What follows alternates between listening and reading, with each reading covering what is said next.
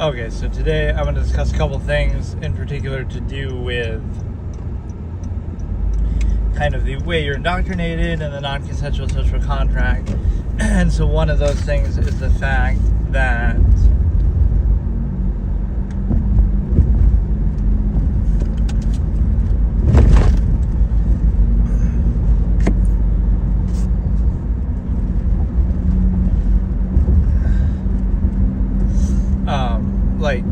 it's a quote from one of my short stories that I say, like, one of my characters says, like, I'm not interested how you're controlled, like, or how you cope with your contrivance. So a lot of what you do, like, oh, you love somebody, that's just you being controlled and tamed and trained like a horny, hedonistic animal by the stimuli acme. So it's not really something that you would do on its own, right? It's something that is reactive because it just is a natural process that exists, right? Doesn't mean it's good, doesn't mean it's bad, but it means that basically it just is, right? Is versus insistence is a concept that I call it, right? It just exists versus, oh, you insist upon it, you obsess over it, you condemn it, you create this false duality. It's really good to do it this certain way, it's bad to do it other ways. It's nothing more than a mechanism of control. Now, you can do that if you want. The problem is that people can't face them doing that.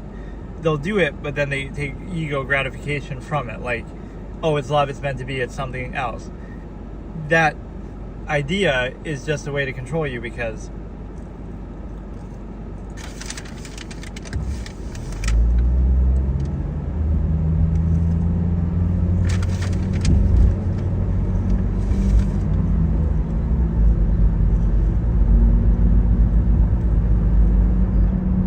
you're sort of tricking yourself or being tricked into valuing something that otherwise it would just be a natural part of life, but instead now it becomes like you'd base your whole life around it and you're kind of a slave to it, right? So that's the stimuli acme. You appeal to somebody's base hedonistic instinct and desire.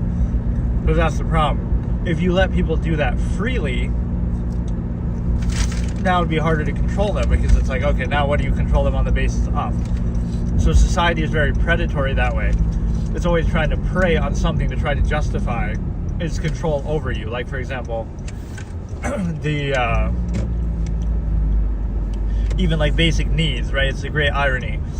Oh, you eat food, don't you? Like, you eat from restaurants or fast food or something, which you could be more minimalistic. So an absolutist answer to that could be, okay, then you won't do that. Then can you be free of all the inhibition that goes along with being a part of society? It's like, could you be free then? Could you live in nature, etc.? But oh no, you can't, because everybody else is a sellout cloud, right? Where human beings are used basically as currency. It's kind of like, you might not go along with it, but every other people will, right? That's why population is a great enemy to the absolutists. It's like, there's always people who are going to sell out and be mindless sheep, and in every era of human history, people will go along with anything. They'll go along with the World War II Germany. They'll go along with China right now. Like, so people are not credible at all. And in fact, in larger numbers, they subvert that credibility because it's like a herd instinct. And so part of that comes back to the simple fact that, it's you have like that herd mentality, and the reason why is because like the more that many people couldn't be wrong, but it's kind of like the fact that you have to use the number of people is itself questionable, because if something is a sound process, it shouldn't need that, right? It shouldn't need to lean on the number of people. It should lean on the idea or the thing, the standard at work here. And so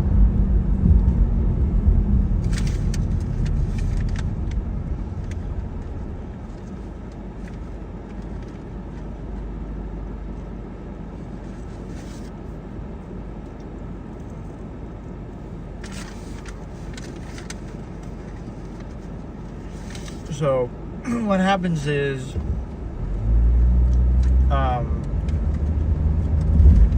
that predatory element, like, oh, if you don't like society, don't be a part of it, or whatever, you still buy from big corporations.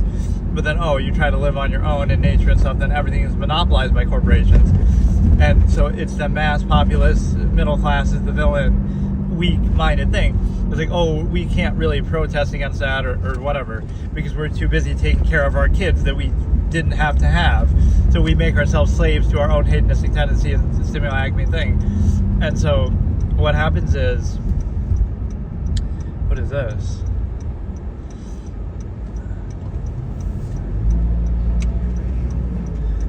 You make yourself a slave to that, and the reason why is because, oh, now you're too busy taking care of your kids that you didn't have to have.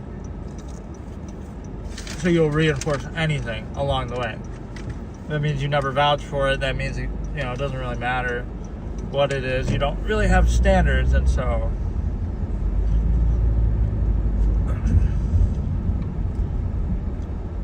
I feel like I do these streams better when I'm not driving.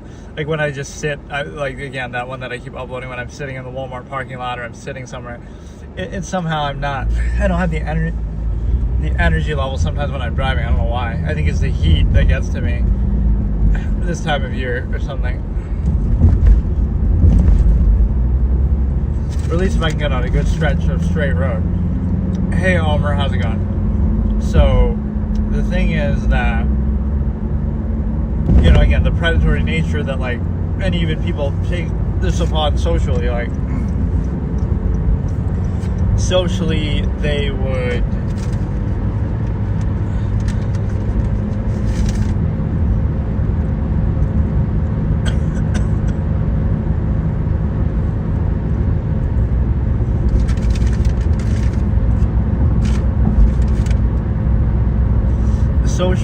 do that, you remove the need for something, but then it's like, oh, look at this guy, they'll project some sort of ego basis with it, not just, okay, you do it, remove the need, and then you're free of it, right? Everything's conditional versus you just concede to it, you resign yourself to a non-value subversive state, even if it doesn't serve a purpose, even if you don't need it, right? So you take it's like a trained animal gratification in doing something that doesn't serve a purpose, but you just do it anyway, just so you can fit into a mass collective that's easier to control.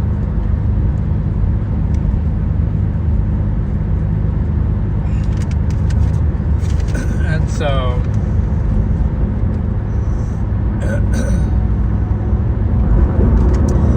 one of the things that happens there is, hey, Michael, how's it going? You basically put yourself in a trap, again, with the stimuli acme preservation.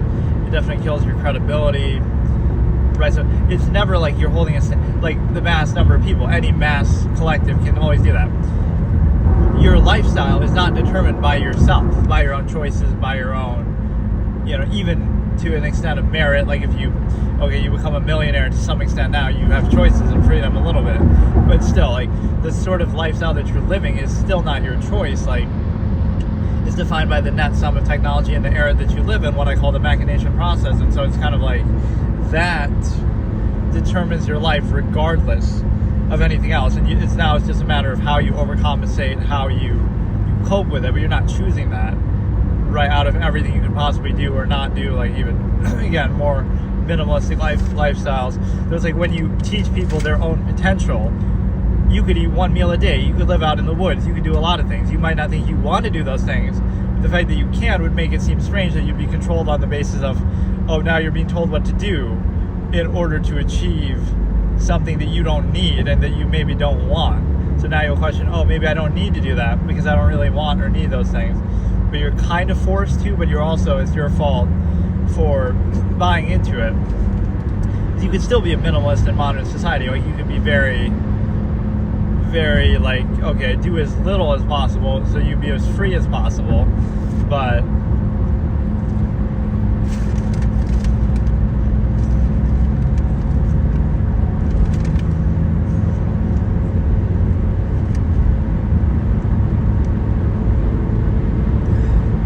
that's where social contrivance comes in. If you were to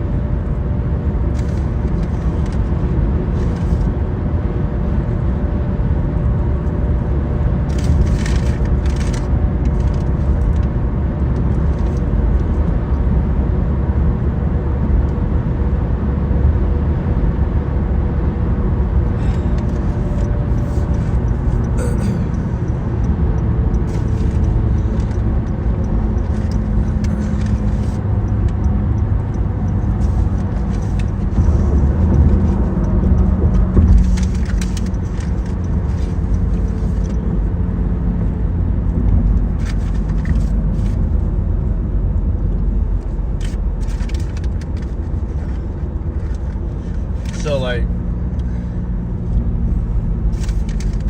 there's no standard of accountability at work with what you're doing, and so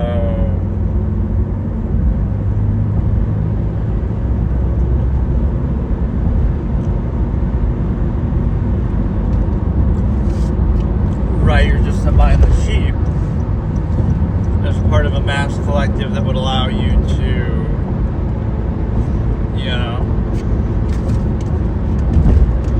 because nothing really leads to something that way, like a uniform state. You'll say, oh, that's just normal, but normal created by what?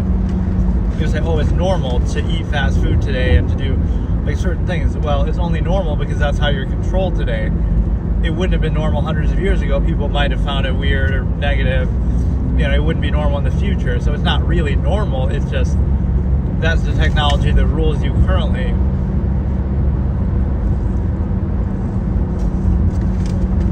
And you don't choose the way in which you really value that.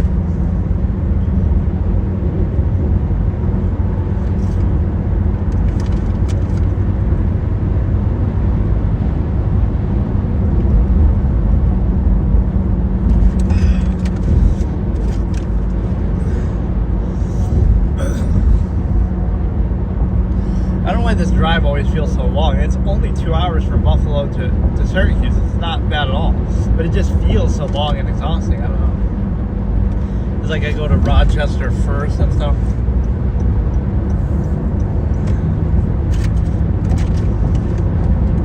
But I didn't go to Niagara Falls this time.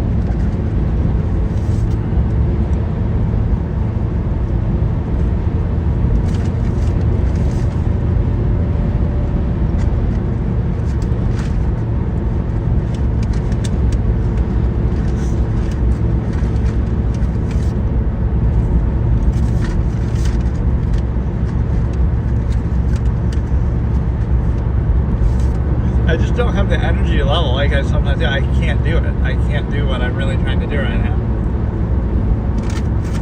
I'm just tired.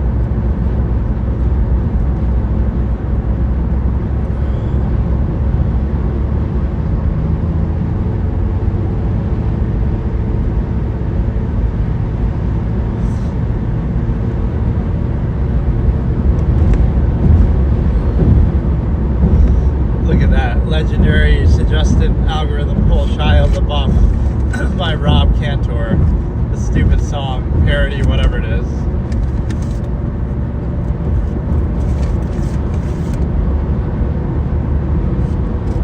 Can you imagine going through that much effort to do that?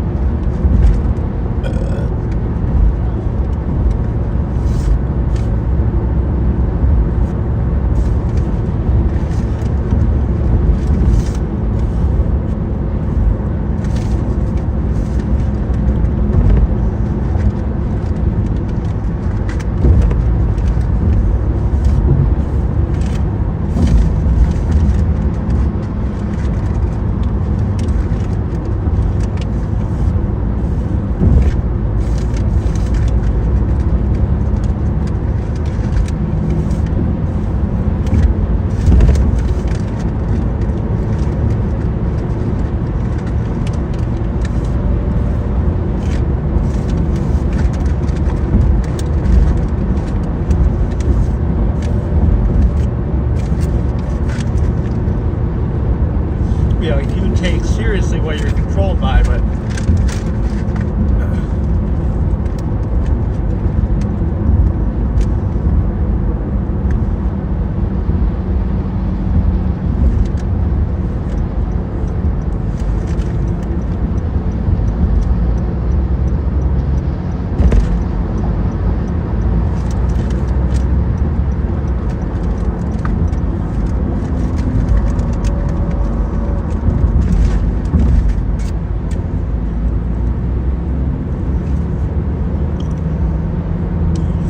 that's why he let them do this, because they call him superstar Shia LaBeouf. When was he ever really a superstar?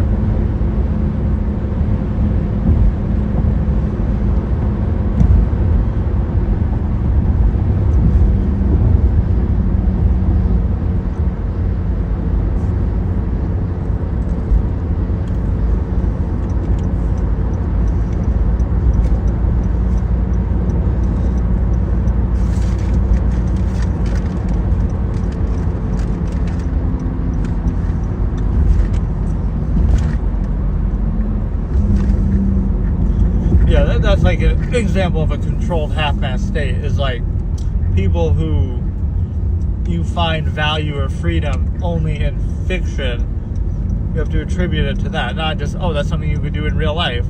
You're just not allowed to.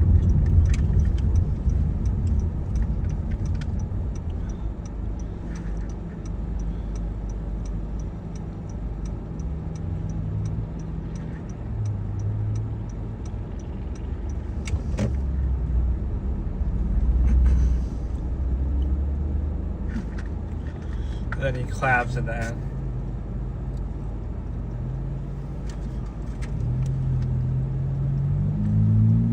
Yeah, the most shocking thing to me in that whole song is the fact that they call him Superstar Shia LaBeouf. I must have missed that part of his career.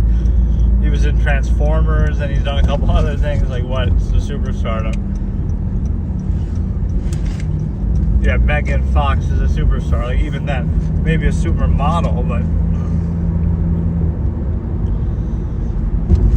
I finally discovered what this M to the B song is. I've seen that stupid meme before, but I've never seen the song until now for some reason. So, like, Bella Porch did that brain rot research over here. But it's like, she, like, just makes faces to it. So that's always interesting that, like, the person who actually makes something doesn't get credit.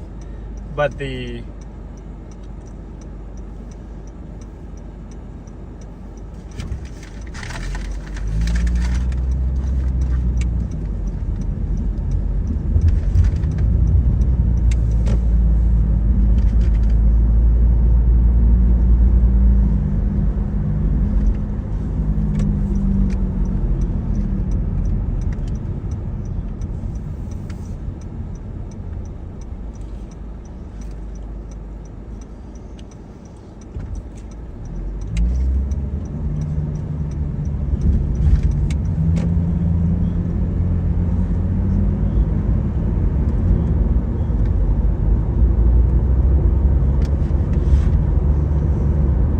they even put those things in the video.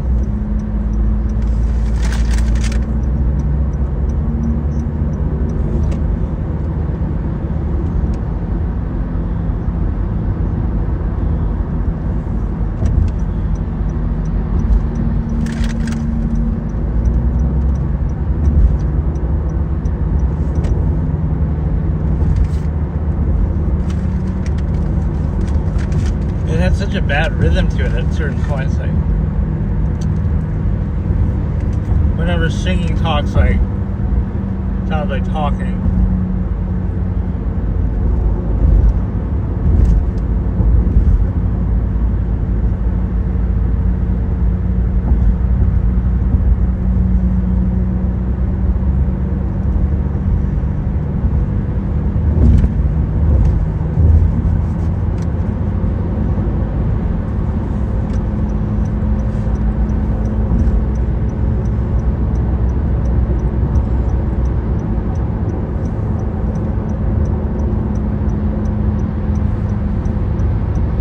Instrumental is actually pretty good, but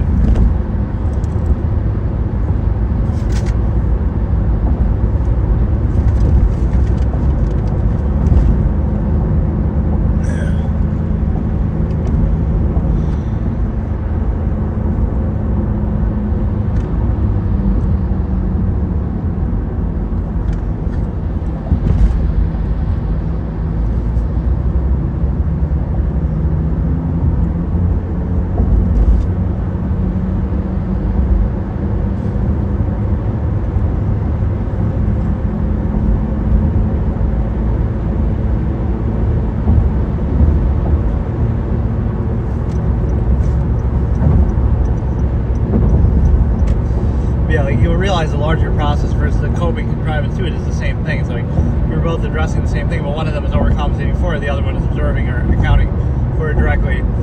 So if you're able to think about it objectively, fully, and be self-aware, which apparently is not the normal state, but it would be the natural state of a person without inhibition and contrivance, right? Because human beings are capable of thinking and observing something, so then they would have issue with it evidently, or if not, then at least you should be able to do that.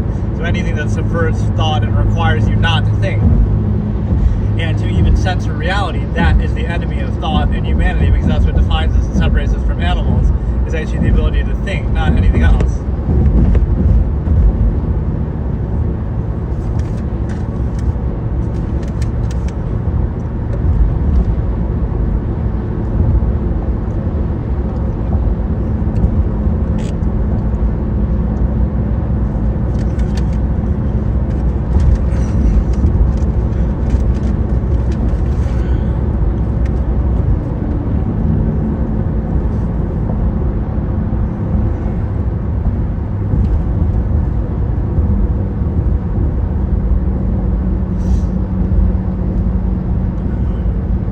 Like somebody who's very self-aware or harshly even self-critical, it doesn't matter because other people aren't, right? Society isn't. They don't care. So it's like the most shameless people rise up versus, oh, you have cognitive dissonance, inhibition. Oh, like you lack the ability to do it, do something. Yeah.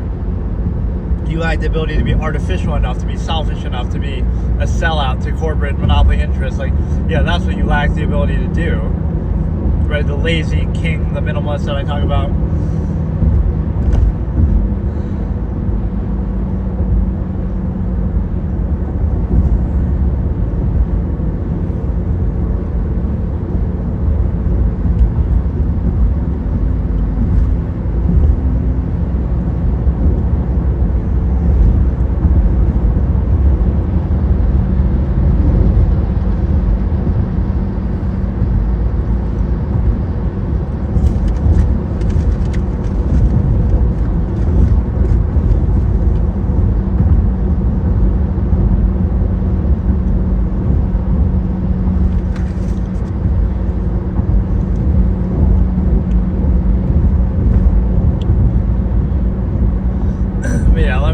What else was I saying with this concept?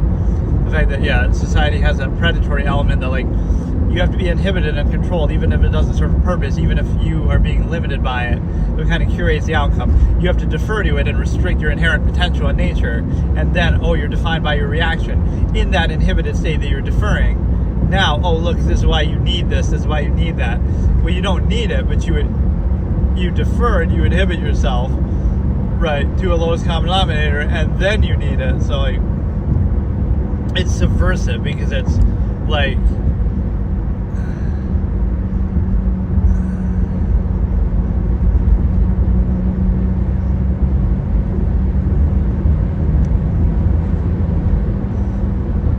right, it has that need to justify itself. I always use like the stop, like a red light example, right? You're trained like an animal to obey things that don't serve a purpose even, so you don't think for yourself. So you rely on technology, you defer, stuff like that. But beyond that, you know, oh, you'll stop at a red light even if nobody's there, right?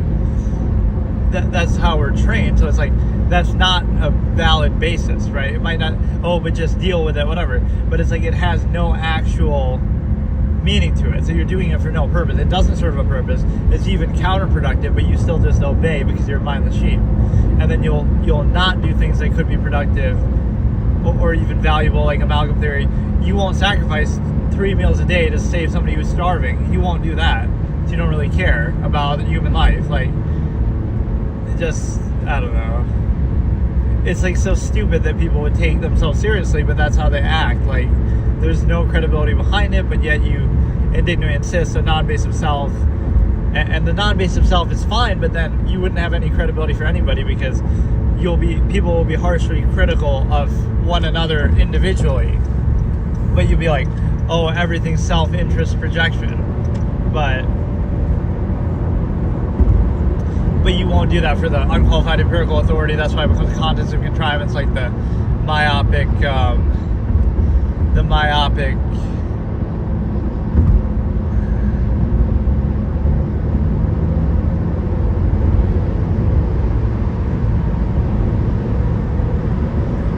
framing that you have to have in higher positions. So it's like, is it like somebody who's done nothing wrong, right? An ordinary everyday person like you or me or whoever. You've never done anything wrong, criminal or otherwise, but yet you're still treated like a criminal, right? You have to prove yourself, you have to, you know, have credentials, you have to, whatever. You're still inhibited as if you are bad. You're inhibited just by your mere potential as a person. but people in positions of power are not. So like, are they somehow above human nature, or does the same human nature apply to them, but they just carefully curate their image to make people think that they're better, like the anointed or whatever? Even if you want to point to accomplishments, that doesn't change their nature, like their tendency. Hey, how's it going? I can't read your name, but how's it going?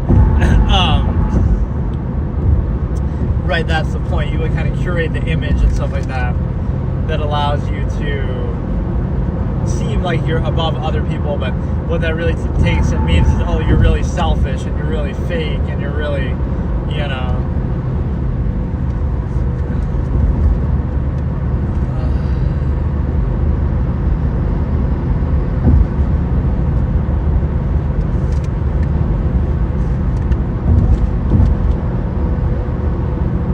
but let's look at one of the bases of the stimuli acme is like when it can't be controlled in a uniform way. That's why variations are condemned, because they just can't be controlled. Not that there's anything better or worse about them, but so like even sexuality does that, or even fetishes does that. So one of the problems is the fact is how do I explain it?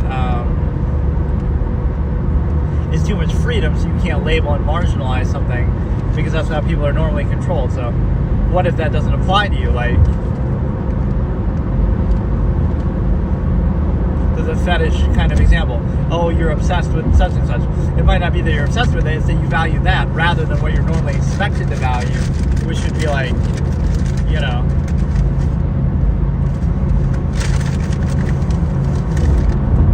that you're supposed to be obsessed with them overall and be controlled by that.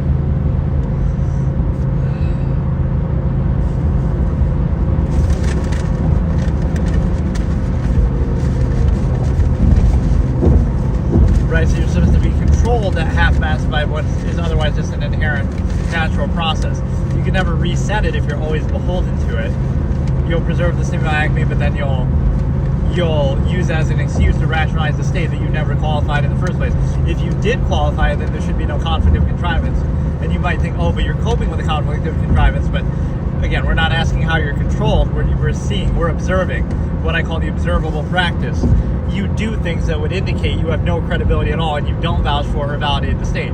You drink, you smoke, you have mass hatiness, you have to distract yourself, you have to dumb yourself down, polyfavoritism, escapism. So because people have to do that, they don't have credibility. You might think, oh, the absolutists might do that too, or minimalists might do that too, or whatever, to cope with contrivance. The difference is they're actually thinking and holding themselves accountable, that they say, yes, I have no credibility because I engage in polyfavoritism or escapism or whatever. But neither does anybody else then, right? Again, except for the selectively curated rule by omission protocol, which is all to whatever.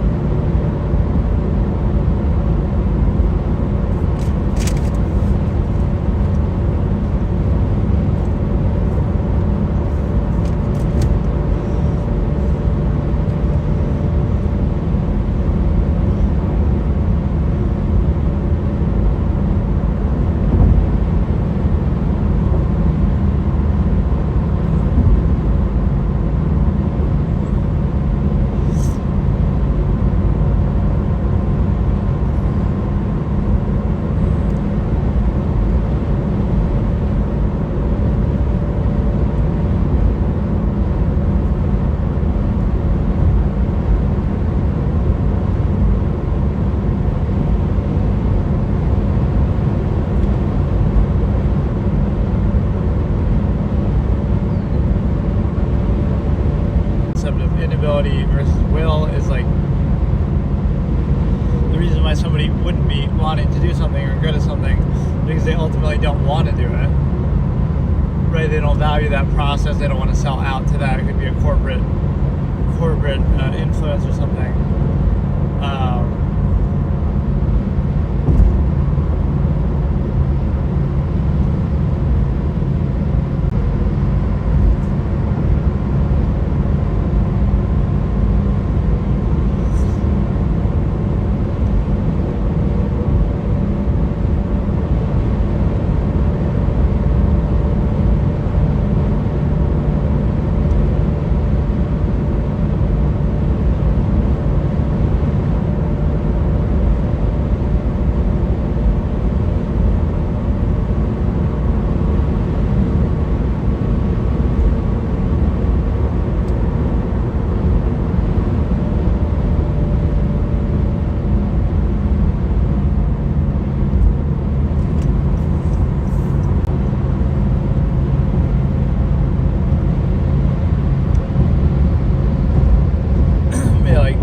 Everything being deliberate or self-aware, having a measure, larger process is bad. It's projected as non-based self-interest or half-mass false duality, zero-sum means semi-acme. There can't be any larger measure or purpose to something. It's projected as negative or inability or non-based of self, which kind of shows you that is the basis anyway of what people are thinking, but then there'd be no basis for structure. So you're kind of living this lie, constantly artificial basis that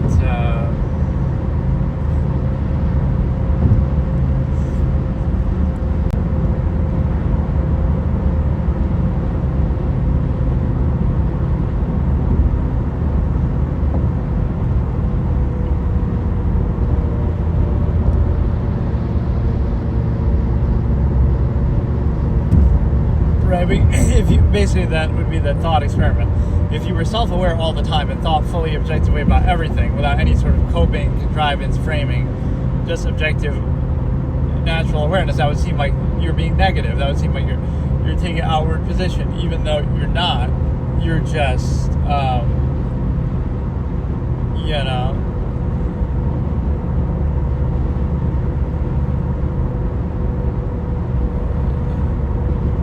but it would invalidate the contrivance state by which you're otherwise controlled, because then you're aware of human potential. You say, oh, your potential is limitless and you're inhibiting it for this half-mass collective gratification. But what if, for example, you're using that potential for amalgam theory, or you're doing it to help people, or you're doing it for the same end that people are supposedly valuing, right? So then what? What right do they have to inhibit your potential? And then you're also aware of the inherent nature, you're aware of your capabilities, you can do without anything. That's like the specified value. Specified value, nearness postulate, initial minded basis of, mass collective people. They have to kind of kid themselves, like, oh, it's love, it's meant to be, but oh, we happen to be in the same local area, close geographically, but now it's absolute. You don't have the credibility to even say it's absolute. Somebody with options and standards and variables and resources, now that's condemned, like, dating apps and sites and stuff. Because it gives people too many options, so now they won't settle for the options that they previously would have been forced to settle for. So now, just that's seen as a bad thing, more options. Thinking is bad, options are bad, right? Because it doesn't let you mindlessly just go along with something.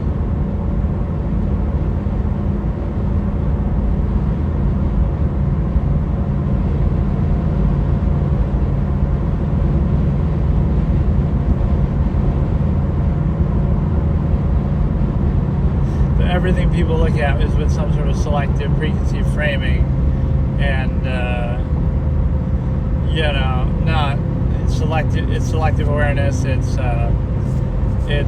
some impure biased need to reinforce something.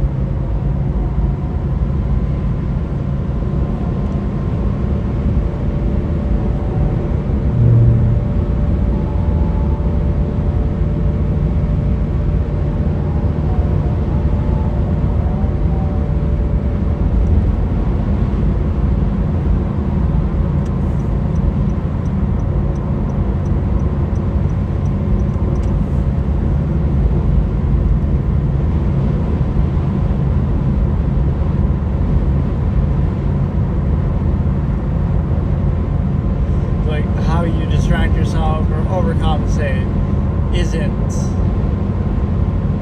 a reason for the contrivance state, right? It's a reaction to it. But even that's somehow twisted into rationalizing it, like, oh, look at these kids these days doing their games or whatever. And it's like, you might think that's a marginal basis, but you're not seeing the basis of control that's not held accountable.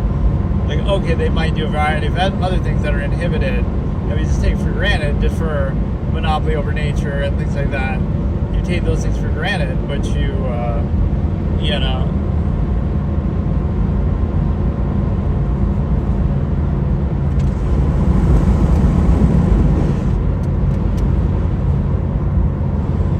take those things for granted, but they're not absolute. So it's a reaction to that. So you blame the reaction, but so social contrivance is a tool of control. Social engineering. It's not an inherent reflection of yourself because your potential in your mind is too vast. So people take pride and gratification in that specific reduction. Like I was talking about before, you reduce your infinite objective mind and potential to a specific and take some pride in that, rather than being free and variable.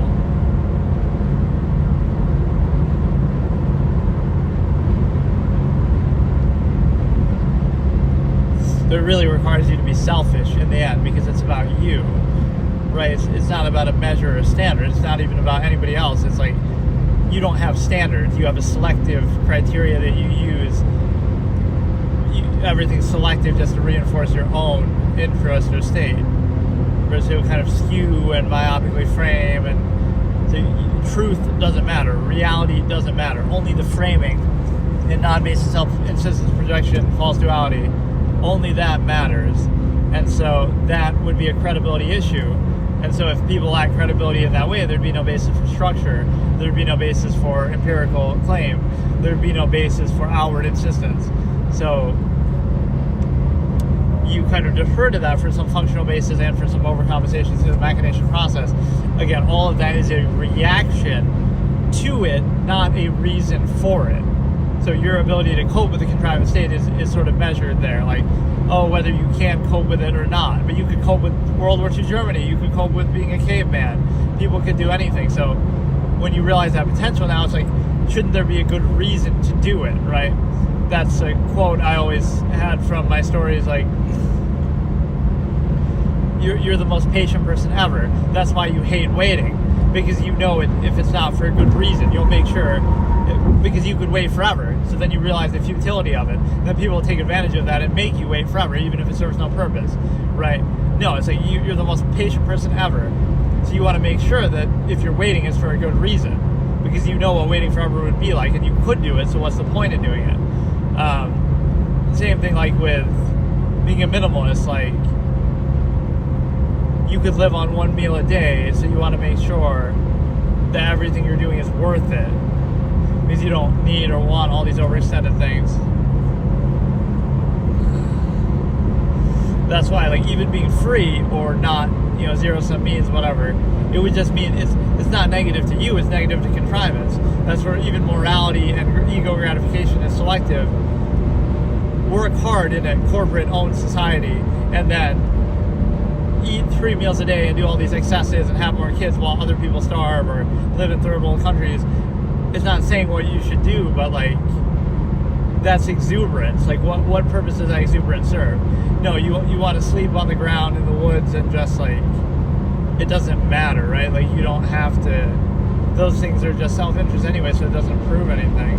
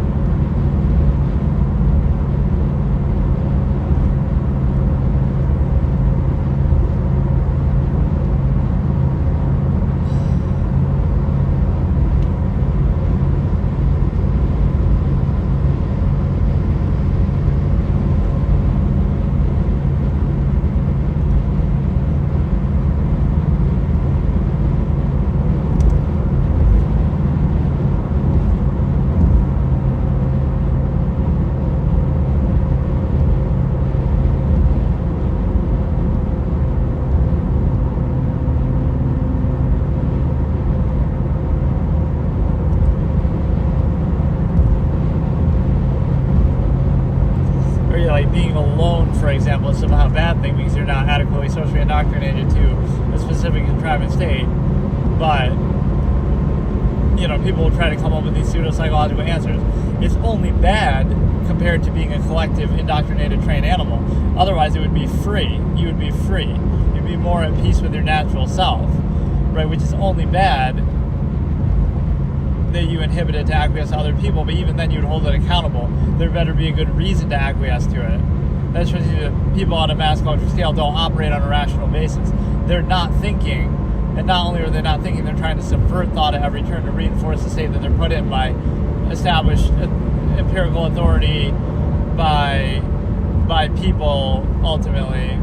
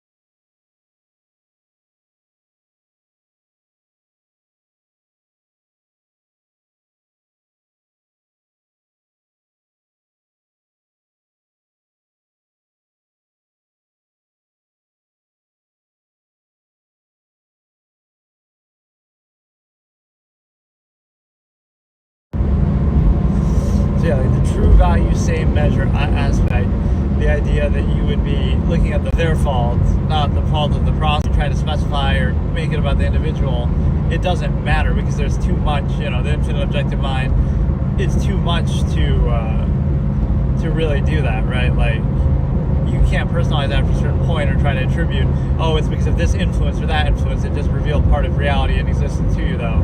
Or, it's because of this experience they had or that experience. Like, yes, everything everybody does is somehow illuminated by some experience, but then, everything that you do too as you're judging that other person, you're only doing something outside of the norm, false absolute, false duality because of blank, but you're only doing the false duality because you've been indoctrinated by it. So your perspective is impure. They're at least doing something despite that, not because of that, in reinforcement of that. And so it's a situation where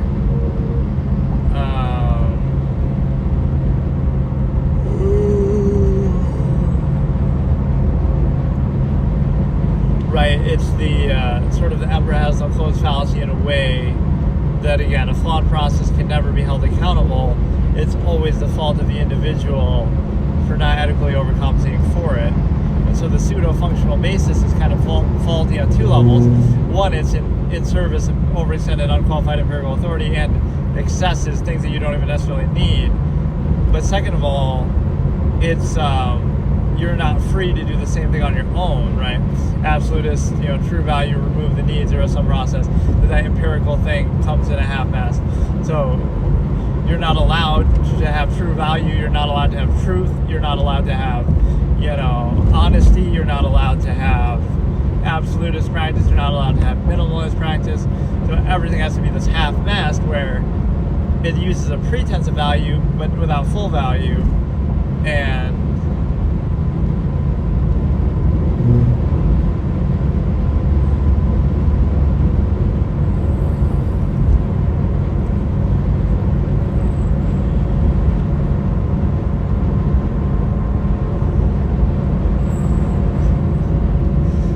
you're a mindless sheep kind of reacting to the contrived state and sort of overcompensating for the imbalance that it creates. But never are you actually qualified or choosing that. You're just reacting to it.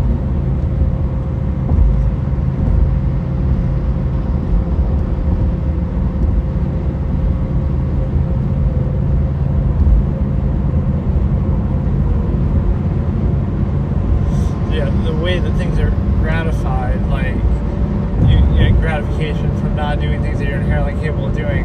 This is to train you at half-mast, as in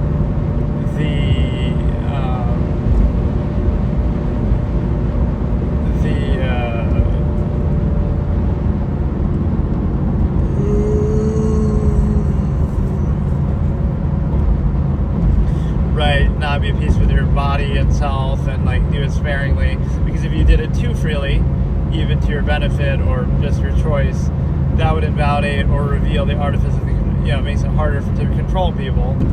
So instead, be a good little trained sheep, slave to stimuli, acme, specification, and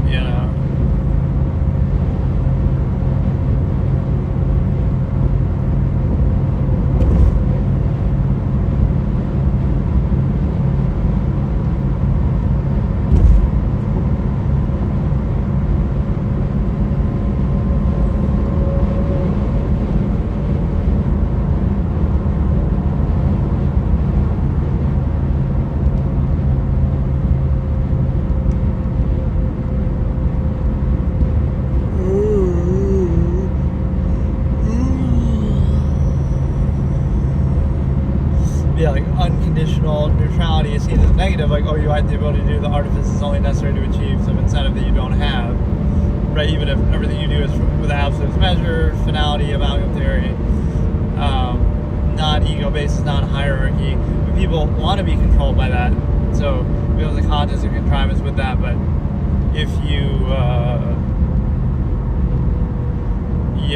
if you're not adhering to that, you reveal the artifice by which people are otherwise controlled that they take seriously. So again, it reveals itself there as the emperor has a close fallacy, like, oh, is your artifice convincing enough or whatever? But the fact is, it's still an artificial process that's necessary. So they desire to be controlled by gratification at half-mast, dependent over extent of pretense, appeal to self-ego, right? Not a standard, not a basis, not consistent, not amalgam theory. So it's this weird, selfish ego gratification framing that they would desire and are controlled by.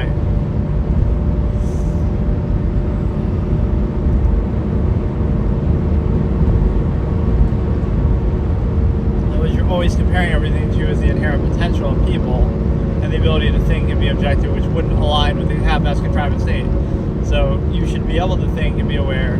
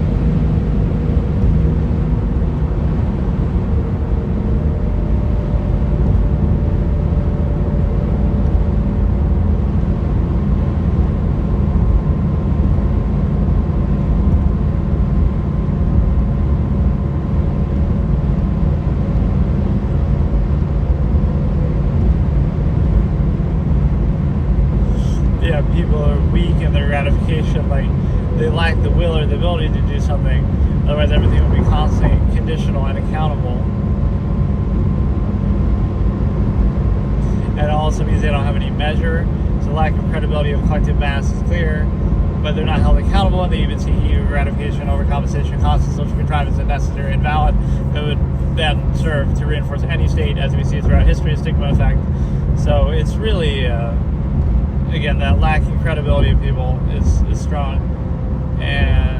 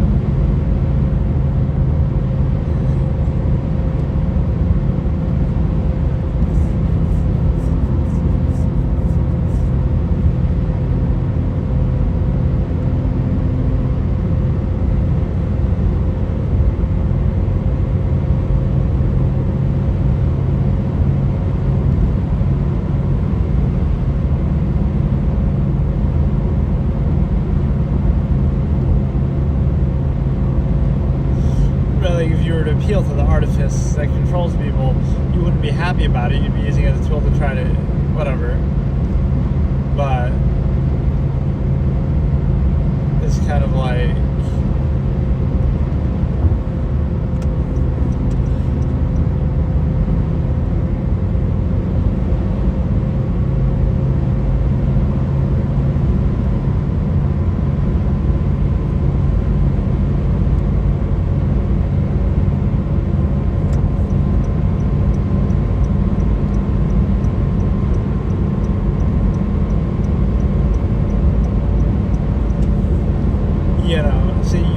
about it, but you'd be using it as a tool to exploit the same way that people are controlled.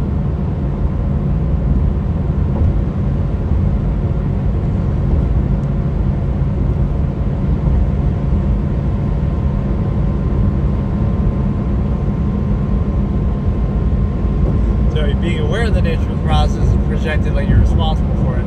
Otherwise, you defer to some weird pseudo-humanistic thing of social contrivance countering it, but the reality is the same regardless. So you'd rather somebody lie to you or overcompensate in a false half-assed non-values versus say that you're conceding to.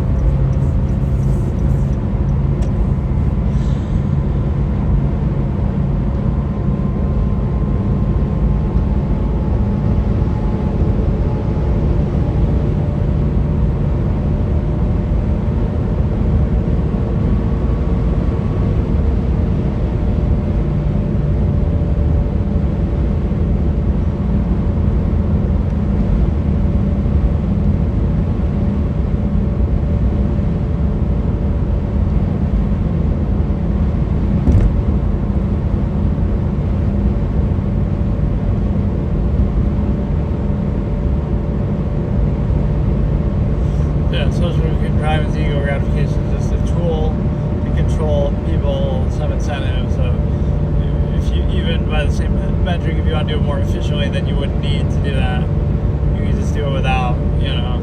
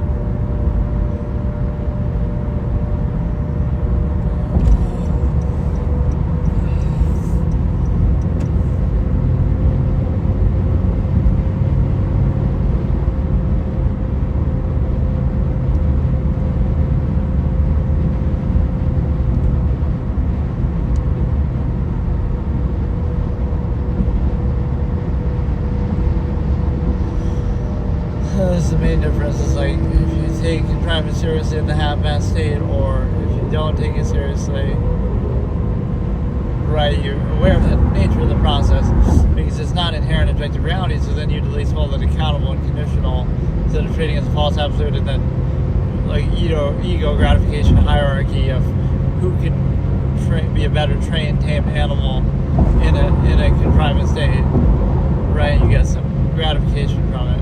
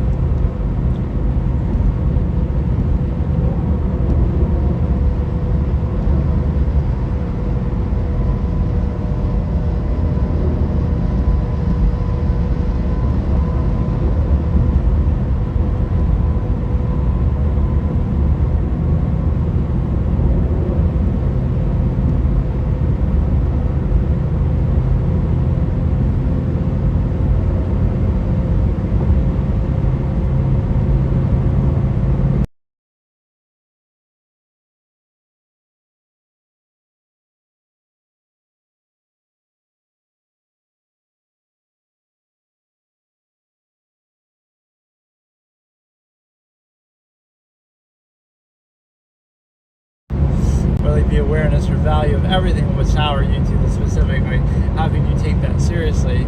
Exuberance, ego gratification, when you know, again, the larger process, everything ties back, amalgam theory.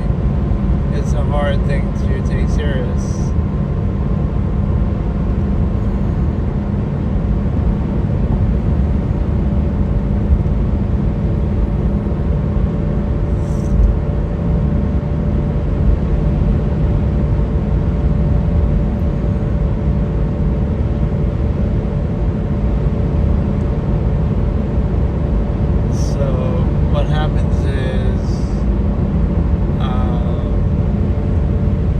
I don't know, I can't do it as much as I want to. Hey, we gotta react to that movie, though, Sent Home. I've been thinking about that. I was gonna do it after I did The Housemaid.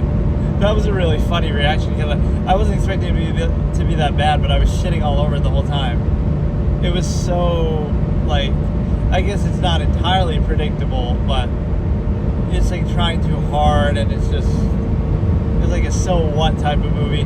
There's a hilarious scene towards the end, too, spoilers I guess, where like she's talking with him like financially or something. It's like, are you fucking stupid? This shows you like this is the gold digger culture is so bad.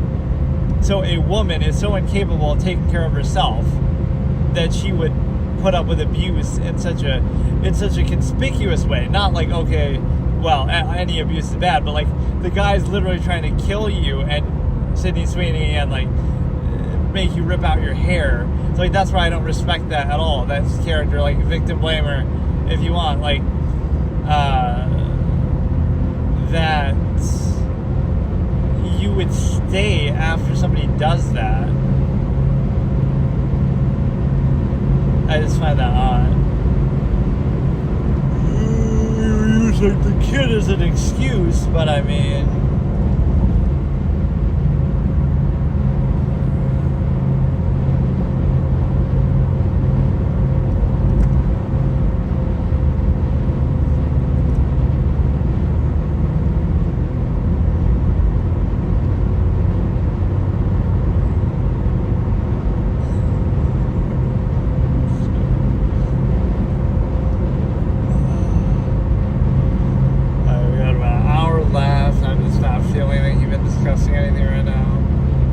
I think I gotta sit and do it. Like, I can't. I don't know. I get too tired.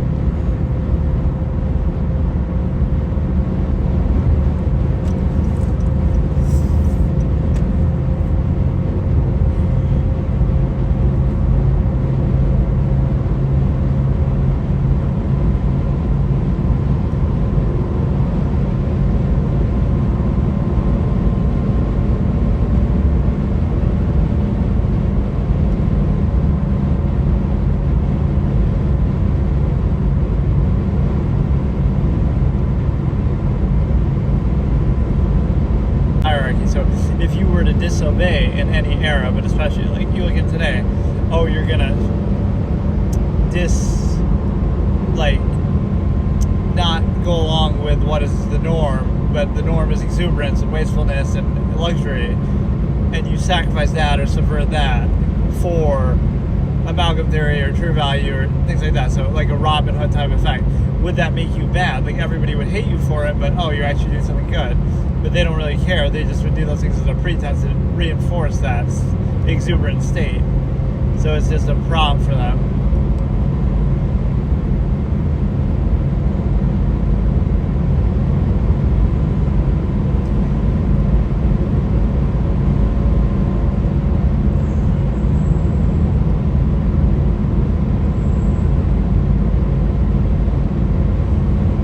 That's why the absolutist wants to be overwhelmed. They want to be thinking. They want to have a measure. They want to be objective. They're not defined by the half-mass physical functional state, because it's just zero sum anyway. So that's how the selfish trained animal bred in circuses responds. Like, oh, but it's about your own comfort and exuberance and excesses. Instead, oh, it's a zero sum process, or remove the need. So just starve out the contrivance, or it'll try to starve you out. So that's like the bad faith aspect of contrivance. Like it would try to use that means validation against you. Like you have to do it through, you have to survive through their system, but it's like,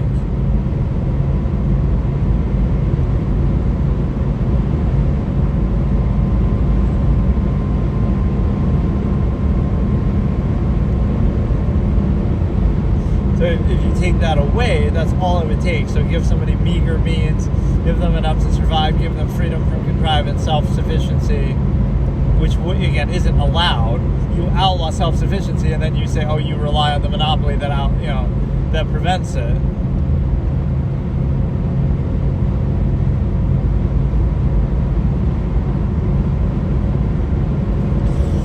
Yeah, the stimuli acme is a great trick and a trap by which you are controlled somewhat willingly.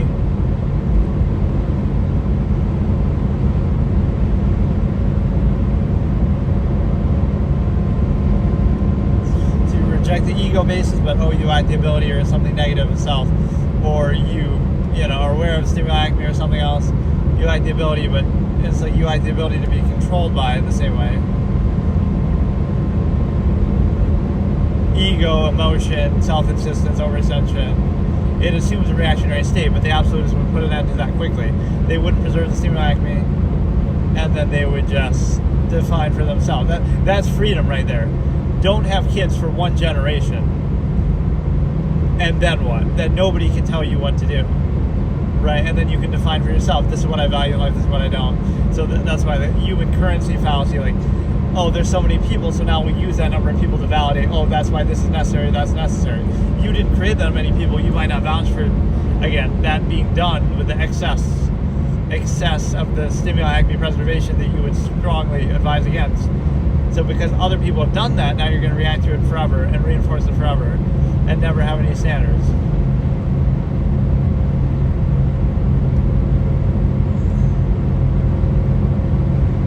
Suppose somebody sacrifices themselves for a measure, it's like, oh, they wouldn't have the half-mast reinforcement that others need, but that's the whole point. Like, they don't need it because they're not trying to reinforce it. They bring finality. Let me see actually one thing.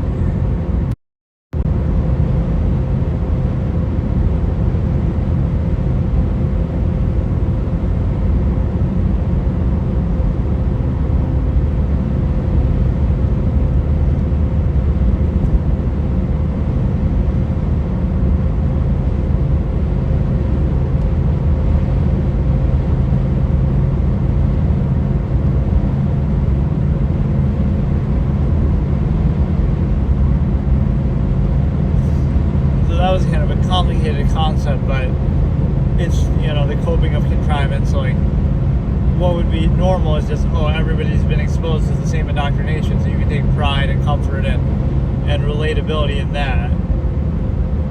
So just consider that objectivity or self-awareness or self-actualizing from an inherent base, say, as if in the day of such modern technology and excesses and convenience, that simply thinking and being self-aware and free in mind should be seen as a luxury or some outward strange thing.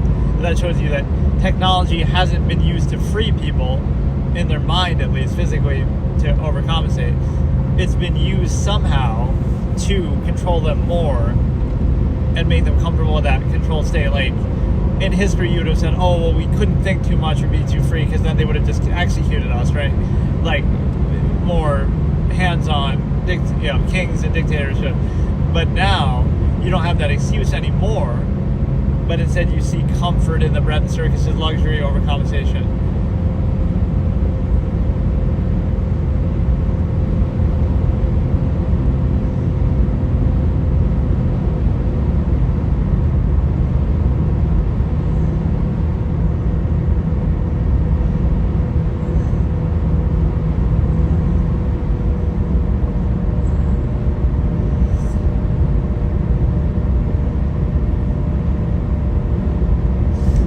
Negative that's necessary. People have that potential too. They have the objectivity too, but they turn their back on it. They sell out their mind for their physical convenience, which we all do to some extent. I'm not saying that, but at least you can hold that in your mind. And social contrivance is anti-thought, so it shouldn't be necessary. If your state that you're in is sound and selective, kind of myopic framing and basis.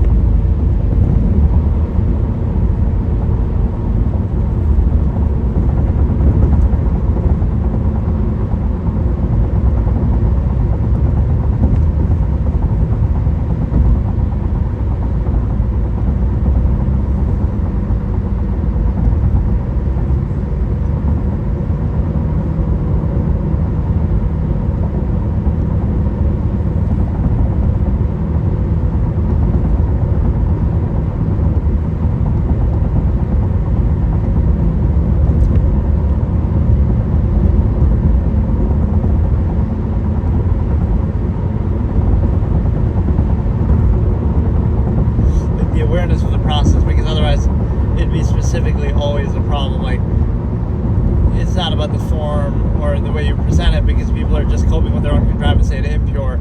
They're not seeing the objective reality. They're seeing what they need to see to reinforce the state that are already in, that they didn't choose to be in, that's created by externality and other human influence and indoctrination. Non-choice reaction at birth. Before you can think for yourself, then you take pride in it, associate your identity with it. But also, it's like you wouldn't need to do everything perfectly to be a judge of it and objectively assess it. But that's the classic moment I have in a story. This character up on stage is like, I defer to your experience. Is that what you want to use as the basis of your credibility? Like, their experience in a certain area. But then I can be objective. I won't rely on my experience, and now I'll just look at everything objectively. So I can be objective about everything and think about it, versus, them leaning on their experience in certain areas, sure, but then lacking it everywhere else, right?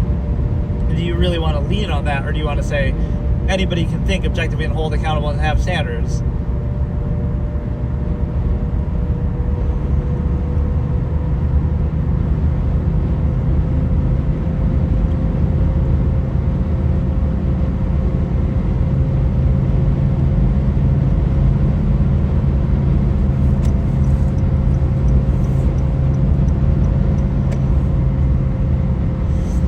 That would be the hilarity of a limerent siphon. Like, they would actually take this seriously? I could make like a comedy scene skit about that. All this we're doing for a limerent siphon. But imagine those fucking clown, half-mass hedonists, horny, humping animals actually take this shit seriously? They actually do this for real? Like with any process. You would take folly, favoritism seriously, not that you're distracting yourself to cope with the subversive state that you ultimately seek to remove, or part of the measure, even if it hurts your credibility in doing that. Like, you don't think, I can just end it there, you don't think, period.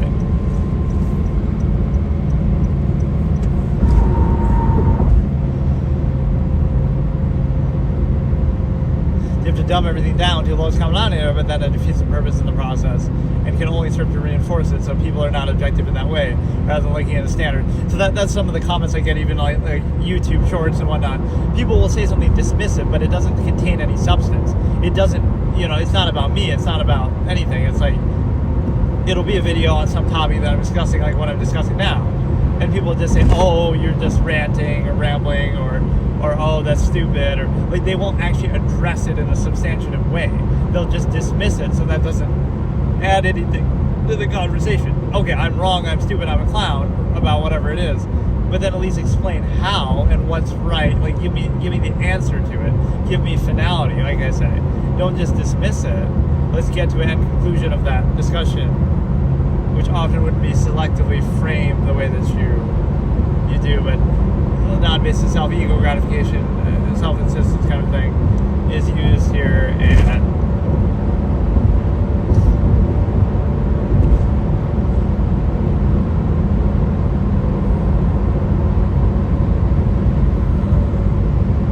social contrivance is a very low form of value that's not credible at all. It's only necessary to reinforce the subversive non-value state that itself wouldn't be credible by necessity. What if you sacrifice all that for inherent objective reality, versus you sacrifice truth and reality for ego, overcompensation, reinforcement, the way that it's the same process of work.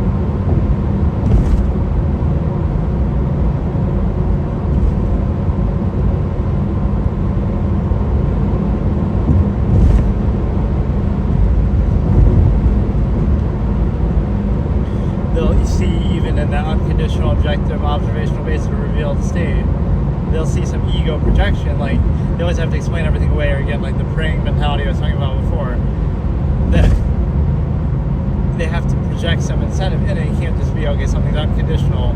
It just reveals the objective inherent reality. Therefore, there'd be no basis for structure or hierarchy.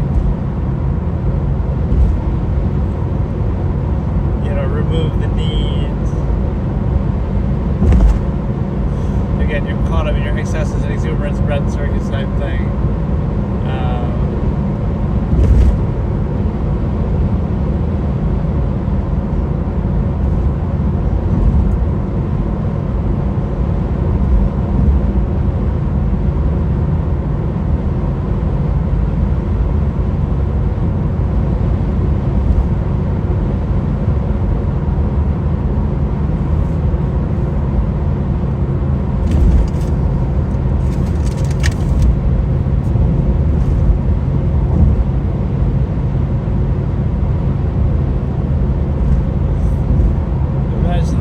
Exert yourself fully, not in service of corporate overextended zero-sum means, but I'm talking about your potential, your measure, your thought, what makes you a human being. Exert that all the time fully, and that's what it means to be alive as a human being, as opposed to an animal, as opposed to a human function half-mass.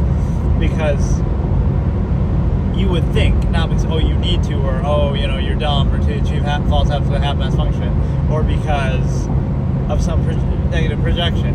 You'd be thinking all the time about everything, because that's what a human being does. But you still are accounting for that. You're just kind of countering it with social contrivance, distraction, folly, favoritism. But again, you would actually take that seriously rather than seeing the nature of a larger process. That's a non-value subversive indicator that would kill your credibility, but yet you still insist upon subversive structure as if you do have a basis to reinforce it. So it's like the basis of a mass collective's indignant insistence is their lack of credibility. That, they're all just wild, mindless animals, and so that's why they need the structure anyway, even though there's no real sound basis to establish it in the first place, because it's the same human beings in the first place who do it, who are in charge of it. So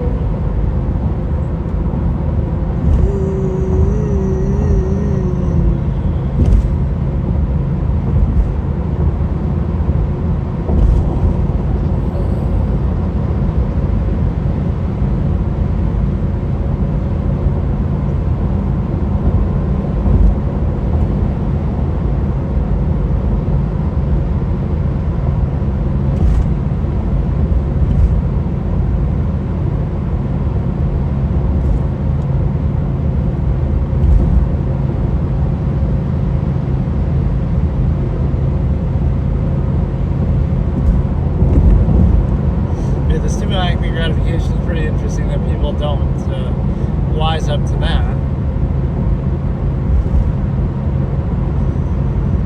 But they should be taking it seriously. So again, they're seeking reinforcement at hierarchical, competing, half-mass, zero-sum self basis, but a lot of projection in that. So that's what the neutral would say. Let them project. Let them tell you how they're controlled. Let them tell you. Don't correct their projections. You can exploit them for it.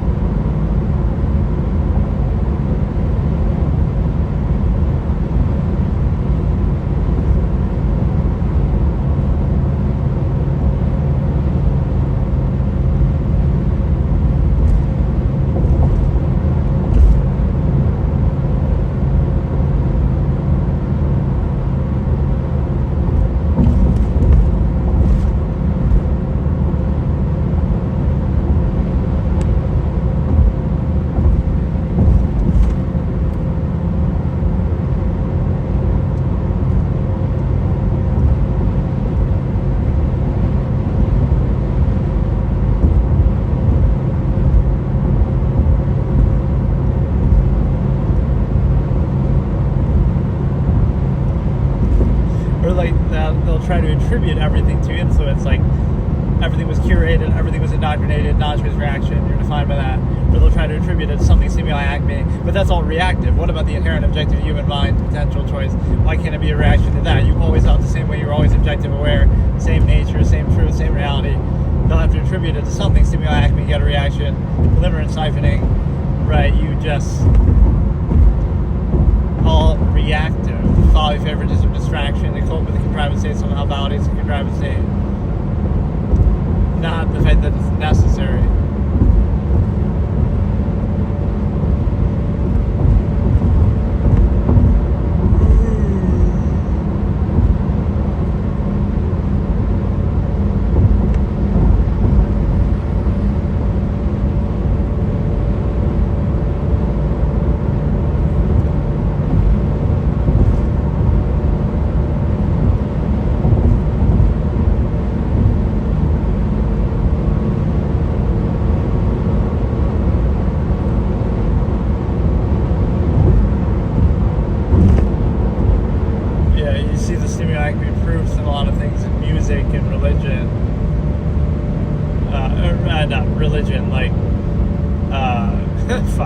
In profanity and music and fiction and whatever life goals, and profanity is always my favorite example there. So if you pay attention, you'll see how you're controlled in every little thing because you are obsessed with it. Repression leads to obsession.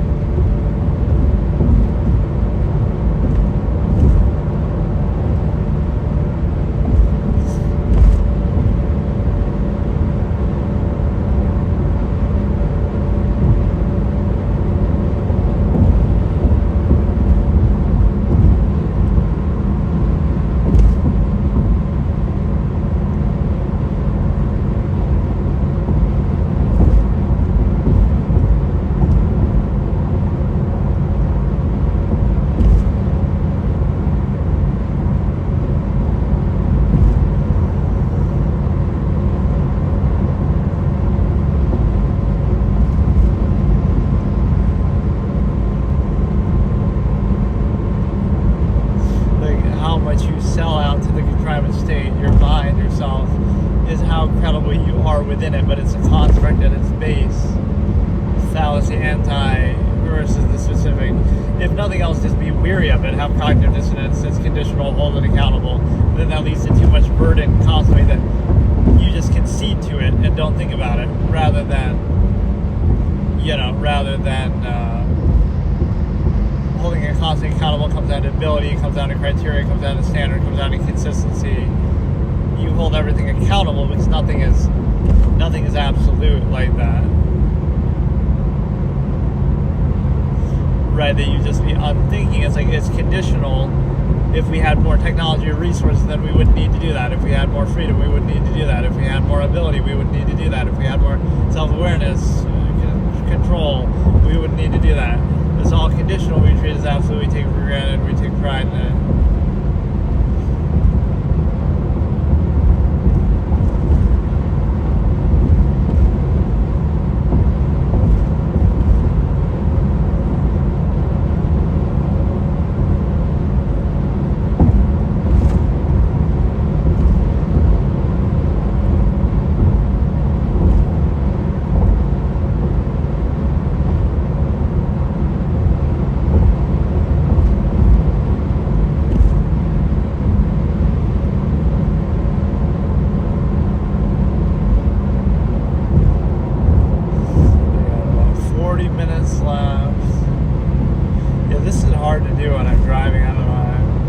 Done it before, but I just don't have the energy level these times. All I'm doing is talking, but it's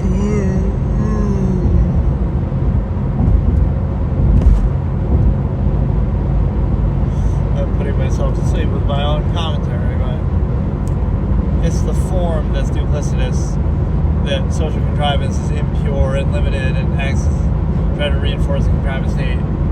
Lowest common denominator, so it's kind of self-fulfilling. is not actually credible the way that objectivity could be, thinking could be.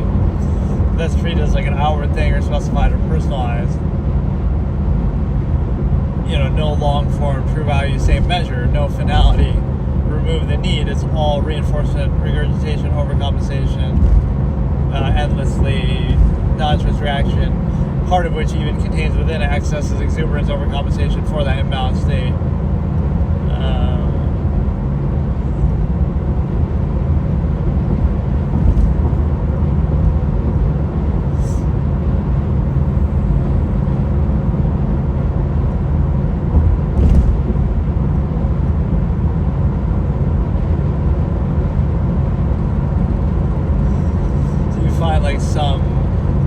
That you would take anything seriously, you would say, desensitized, but if you're truly objectively aware, you would see the inherent nature in reality, not like some fictional representation of it that appeals to you even then in preconceived kind of false duality to reinforce as sort of an outlet or overcompensation you have to attribute that way, right? You shouldn't need that. You have pick your choice of that, pick your poison, but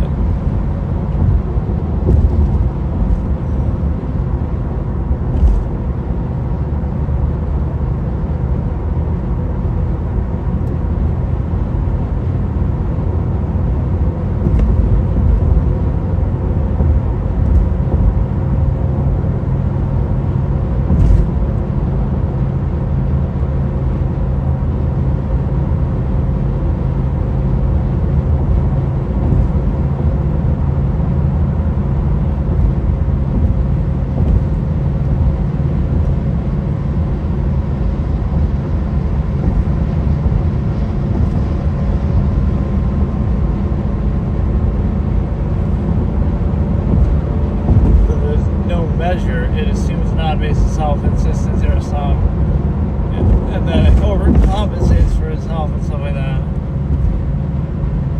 But if it really was at peace with itself, that would be necessary.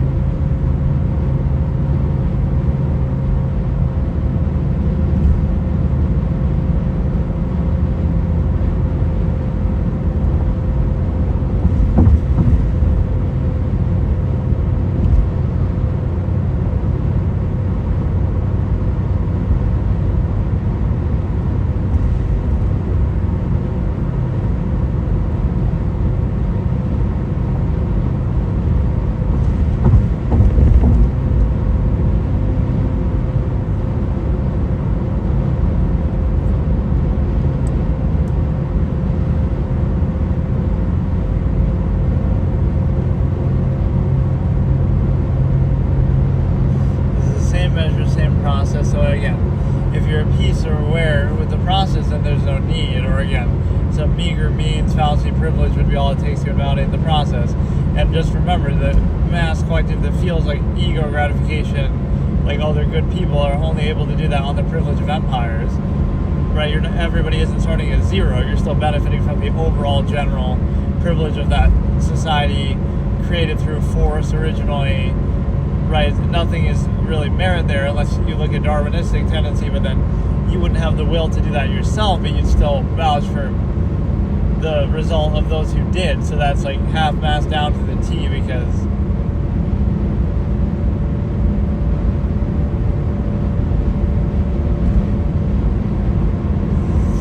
you project the initial versus freedom variable. So of course it should make you uncomfortable because you're looking at objectivity versus a half-mass regurgitative state, and so it allows you to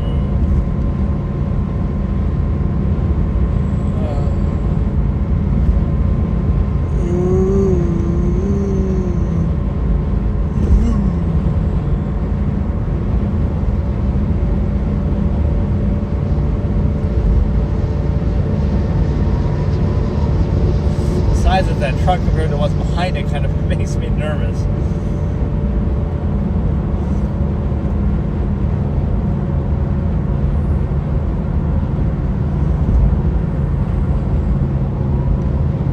That's what we call the final destination vehicle. Like in this brain rot generation, right? Anytime you see a truck with like lumber and shit behind it that looks kind of loose, this is going to be a final destination moment.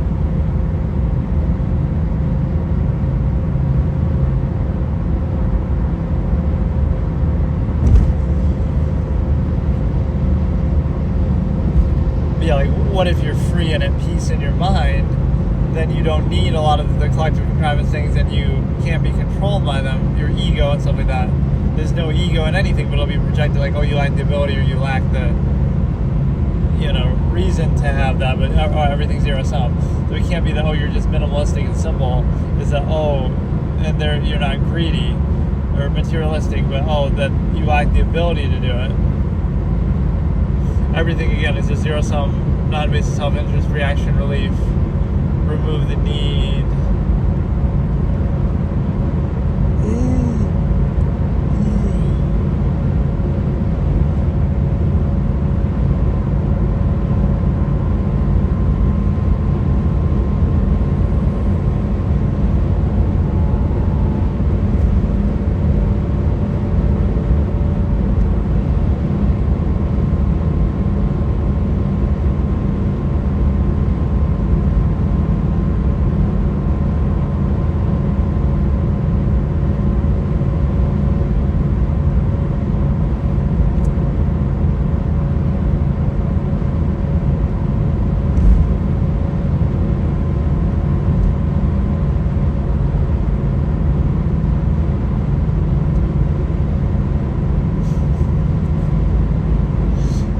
Your potential is infinite, so anything you get subversively controlled by, especially social contrivance, is your fault for deferring to it in the first place. The only way it can happen. You're kind of herded to do that like sheep. So, to an extent, you say like it can't be helped, that kind of control, but somebody has to put an end to the process, the stimuli acme preservation. To cope or acquiesce with the contrivance state is not some merit, because it's arbitrary, it could be anything.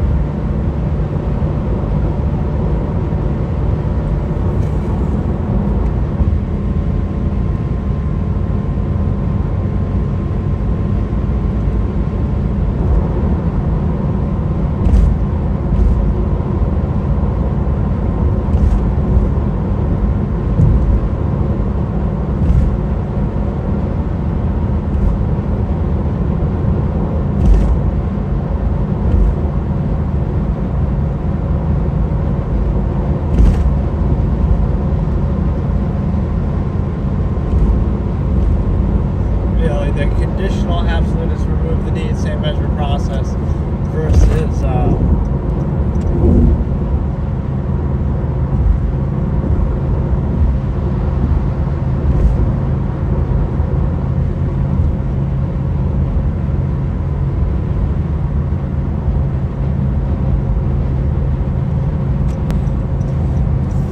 everything is cognitive dissonance, coping with contrivance, even fly favoritism, even humor, right? The way it would show you, like,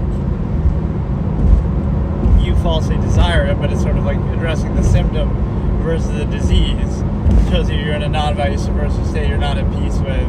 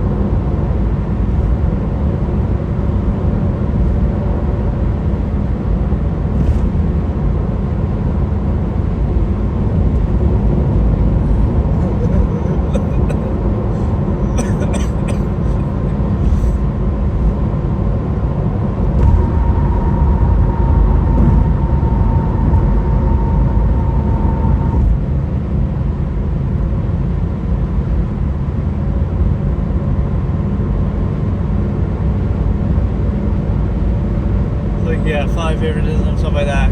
It's there's an outlet for your passions.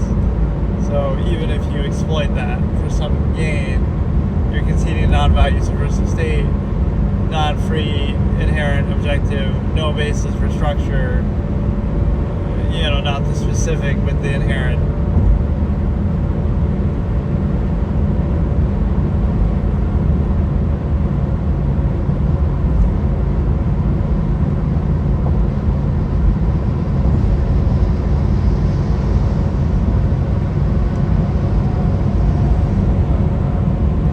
An elaborate enough overcompensation of distraction is what you would swoon over versus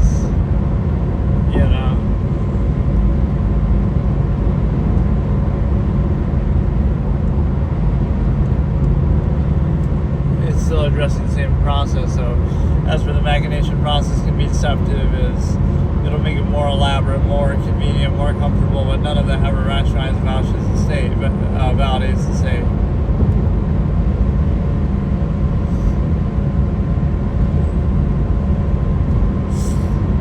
So it's not even a negative of some specific, like your comfort level of red circuses.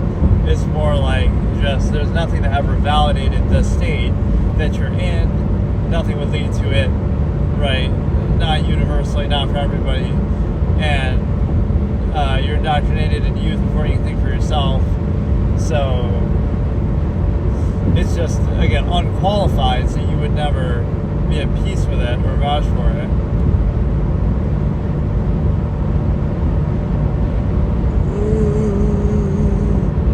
People think they value the physical external overcompensation, but it doesn't actually matter because they need so much for privacy, ego gratification, etc., substances and self-distraction. But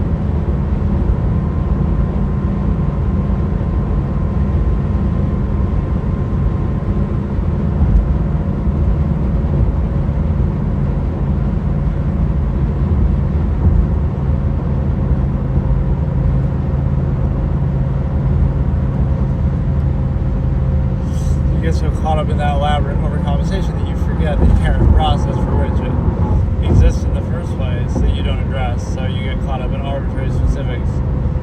So it becomes a contest of contrivance that way. Who can best overcompensate or distract versus let's reveal and address the nature of the process, maybe not consistent with the contrivance state, but only created, necessitated by the stimuli, the overextension, only basis, non-basis self, insistence, breadth circuses, non-amalgam theory, non-absolutist, half-mast.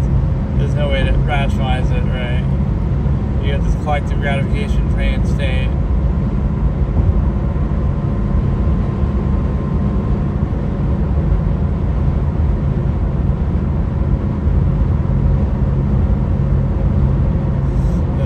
Ego projection, fallacy of permission, personalize that.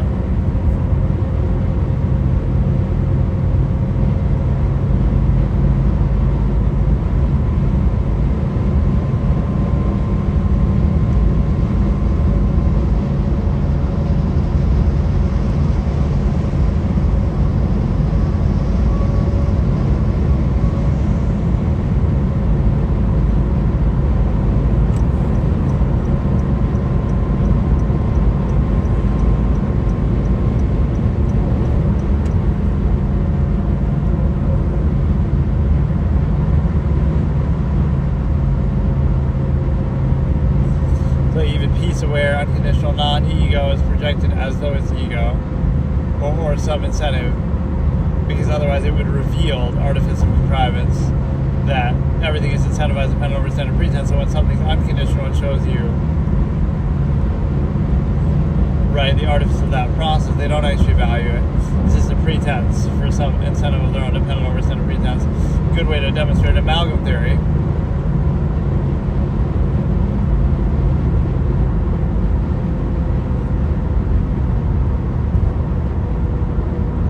Part of the topical thing, but again, social contrivance is seen as some weird default thing, but it's again in service of whatever state is present, so it's very impure and biased like that.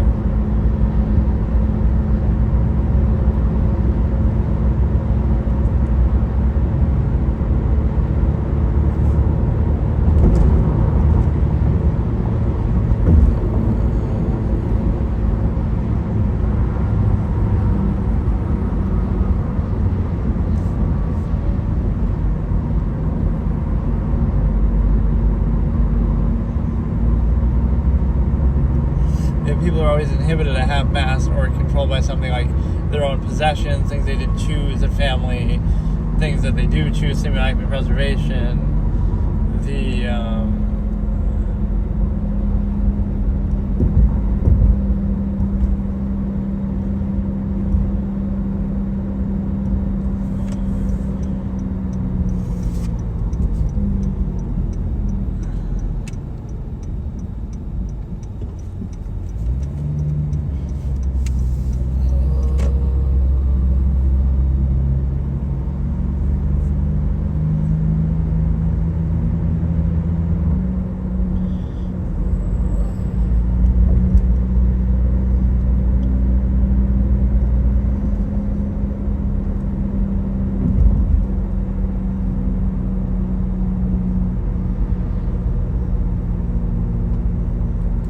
let's look at like this Riz coping kind of thing. Okay, I'll make fun of it myself, but like the fact that everything is just like, it's not necessary. If you're aware of the larger process, then you wouldn't care. Like, just be direct or be free. But, let's compete over who can try to specify and bypass and exploit best. But even that doesn't make sense, because like, what is the point of Riz? Oh, you'll Riz up some girl or whatever, right? And then you'll marry them, and then you won't Riz up anybody else in the future. Right, so even the utility of it within the supposed framing of it being a positive thing, you do it well enough so that now you'll never do it again. Or is it more the pickup culture would at least make sense? You Riz up somebody, you do a one-night stand, whatever, then you Riz up more people in the future. At least that I could understand, but what is the incentive? Because that's what, you lack the ability to do this, but maybe you don't want to do it, because what is it that you're actually trying to do?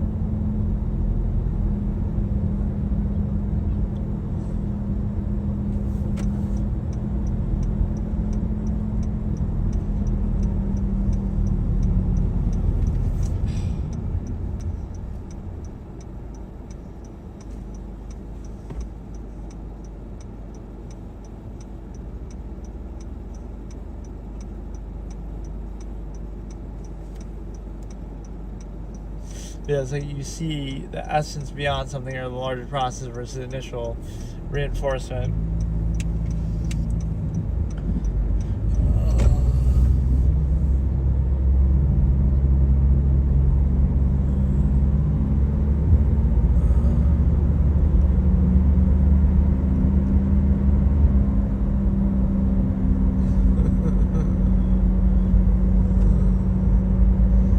Like everything is performative, it's done only for the collective, only necessary collective reduction to control you. So imagine defining yourself by your limited physical state versus infinite objective mind. Imagine defining yourself by social contrivance, which is nothing more than anti-thought, reduction. It's just a myopic fragment of your potential. So that's where certain psychological fake conditions come from, like, split personality or something. You're assuming that person is a static state, though. That's just an indoctrinated tool. Like, people aren't just one solid static way, so that's their inherent nature coming out despite their indoctrination, much of which might be harmless or even positive, but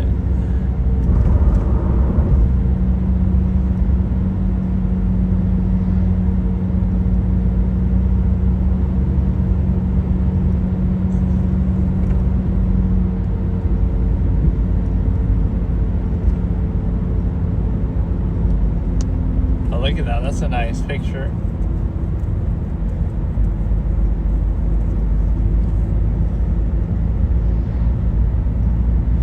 An analogy for you and human functions in society. That's how you're herded too.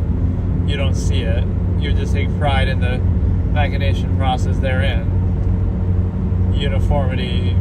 There's always a pretense of functionalism, but like functionalism for what purpose and why is it necessary? For exuberance, for overextension.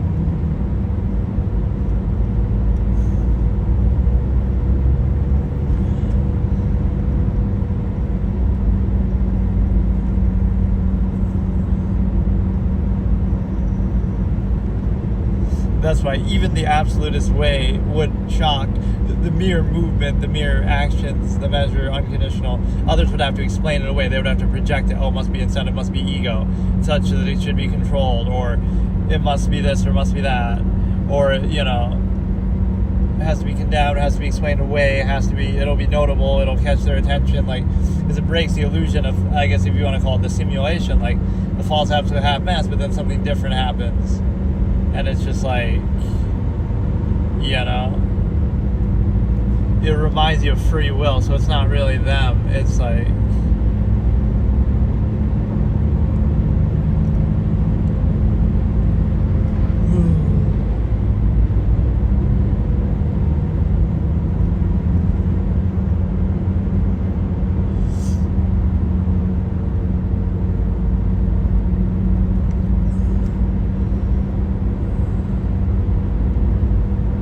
imagine you push yourself to potential exertion, things like that.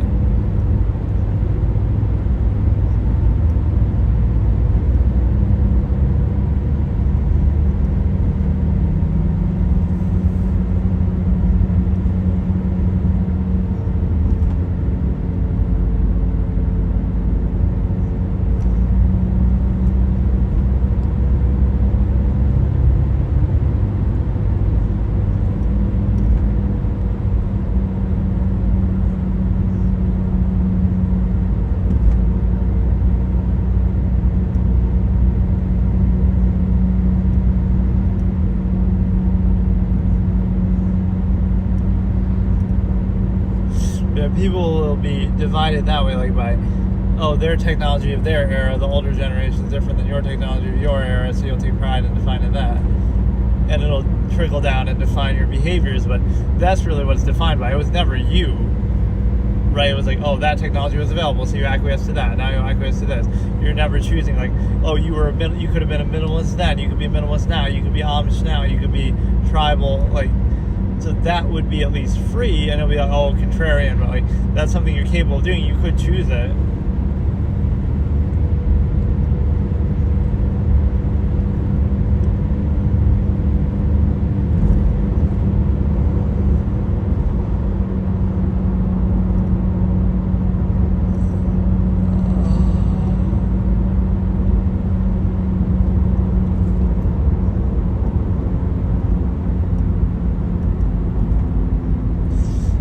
drive really isn't that bad. It's basically 2 hours. It just feels like it. I don't know what's wrong.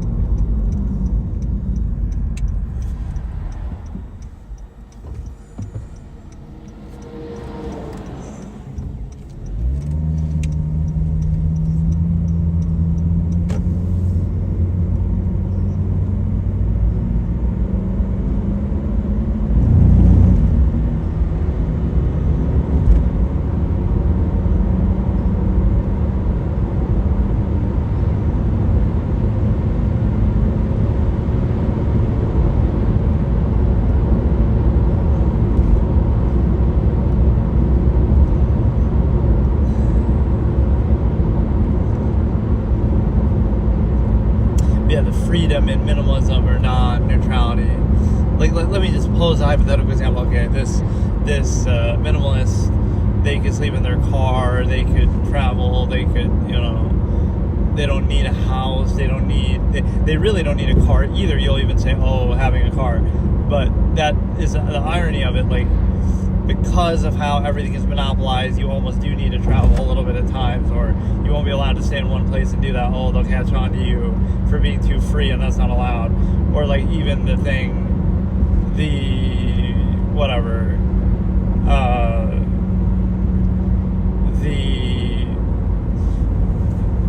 basically, oh, you can sleep on the ground, but they won't let you, or they'll arrest you, or so like you're doing that to acquiesce to them. But other than that, you eat very minimalistic things. Like, it just shows you it's not credible. And then even the way that you get zero sum means might not be credible either. Like, oh, you do it for poly favoritism. Like, it means validation in a raw sense. It's like, it doesn't indicate that, like,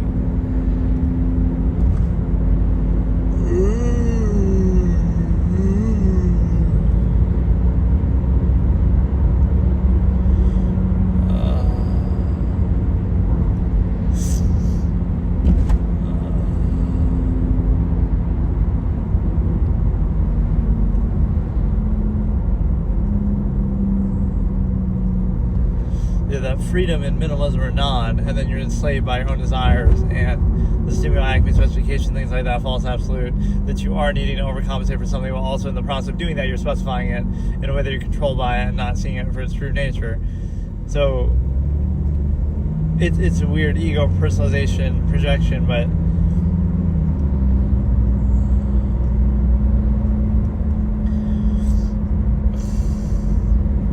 could be aware of the nature of the process or see through it, but they'll project it. Right? They can't explain things any other way.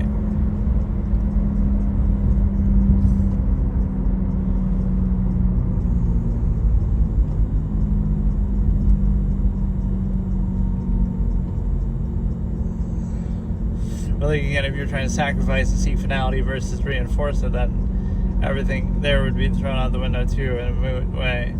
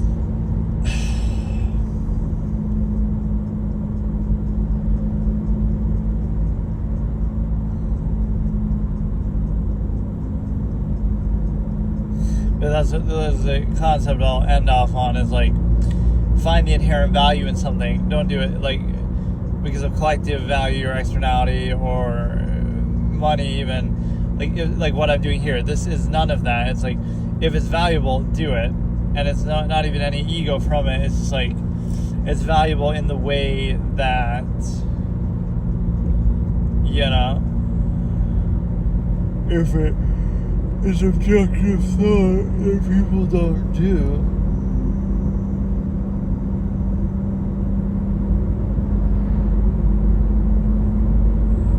So you'd want to qualify it first, an objective basis.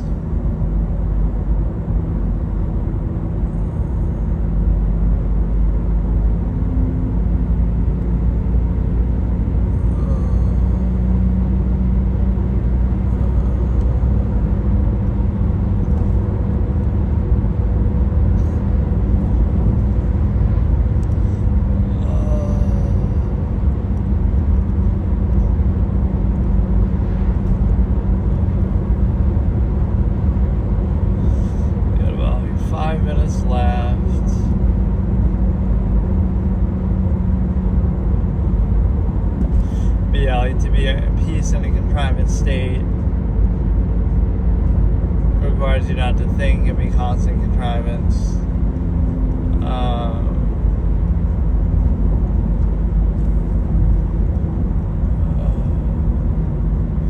You have to appease the contrivance state.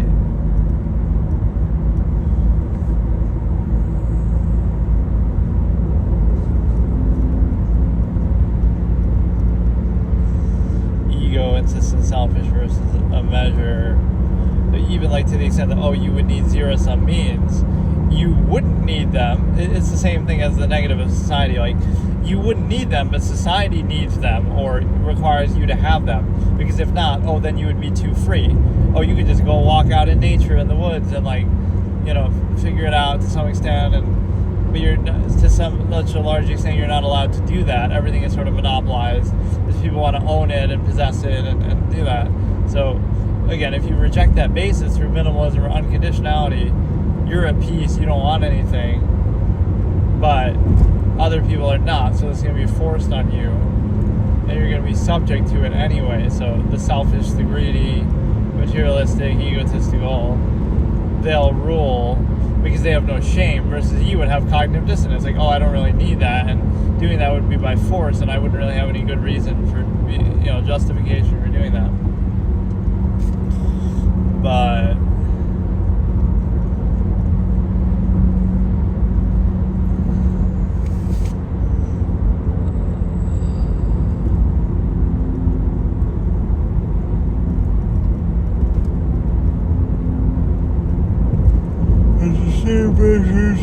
so if you're too free or too much of a purpose, you would fallacy label variable social contrivance unnecessary ego gratification.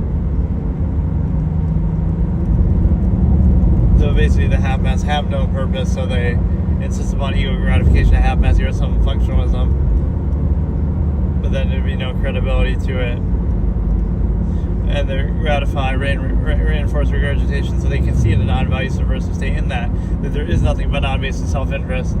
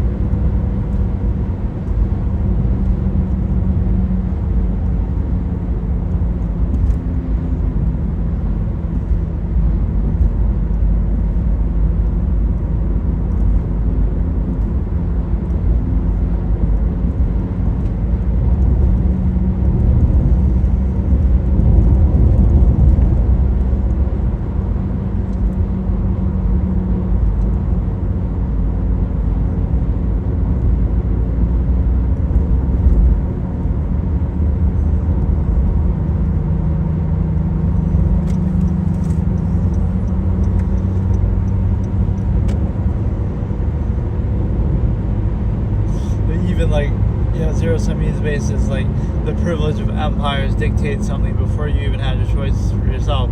So you're subject to that. So what about equalizing that? The society circumstances that you live in wouldn't be there if it wasn't for that. So like it just is, and you're just supposed to take it. That's not credibility, because that would apply to every society ever. That there's always going to be something established. So because it's established and you're too young to have established something yourself, you never had the chance. You're filtered through them.